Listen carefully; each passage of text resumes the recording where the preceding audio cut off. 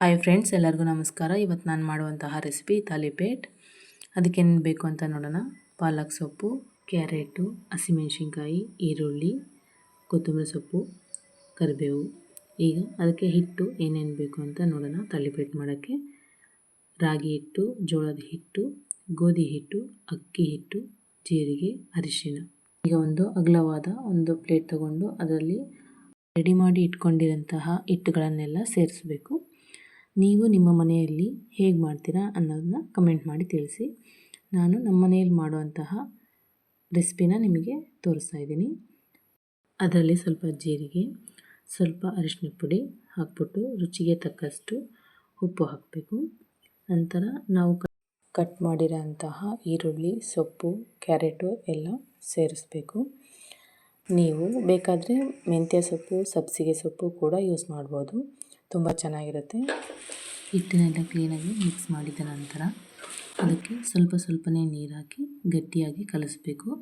ಮೆತ್ತಗಾದರೆ ಅದು ಲಟ್ಸೋಕ್ಕೆ ಬರೋದಿಲ್ಲ. ಸ್ವಲ್ಪ ಗಟ್ಟಿಯಾಗಿ ಕಲಿಸ್ಬಿಟ್ಟು ಒಂದು 5 ನಿಮಿಷ ಎತ್ತಿಡಿ. ನಂತರ ಅದಕ್ಕೆ ಕಾಂಬಿನೇಷನ್ ಆಗಿ ಕಡಲೆ ಕೊಬ್ಬರಿ ಚಟ್ನಿ ಮಾಡೋಣ. ಅದಕ್ಕೆ ಏನೇನು ಬೇಕು ನೋಡೋಣ. ಕಡಲೆ, ಕೊಬ್ಬರಿ, ಬೆಳ್ಳುಳ್ಳಿ, ಹುಣಸೆಹಣ್ಣು, ಹಸಿಮೆಣಸಿನ್ಕಾಯಿ, ಬೆಲ್ಲ, ಉಪ್ಪು. ಇದನ್ನು ಒಂದು ಜಾರಿಗೆ ತೊಗೊಂಬಿಟ್ಟು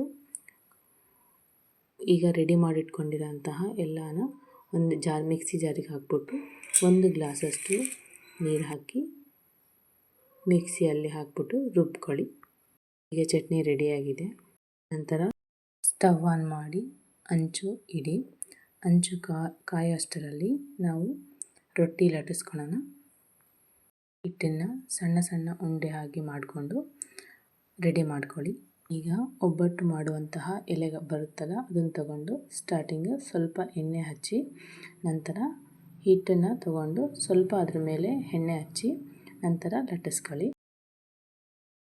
ಇದನ್ನು ಕಾದಿರೋ ಅಂತಹ ಹಂಚಿನ ಮೇಲೆ ಸ್ವಲ್ಪ ಎಣ್ಣೆ ಹಾಕಿ ಹಂಚಿನ ಮೇಲೆ ಇದನ್ನು ನಿಧಾನವಾಗಿ ಹಂಚಿನ ಮೇಲೆ ಹಾಕಿ, ಜಾಸ್ತಿ ಫೋರ್ಸಾಗಿ ಹಾಕಬೇಡಿ. ನಿಧಾನಕ್ಕೆ ಕೈಯಲ್ಲಿ ಸೈಡಲ್ಲೆಲ್ಲ ಬಿಟ್ಕೊಳಂಗೆ ಹಾಕಬೇಕು.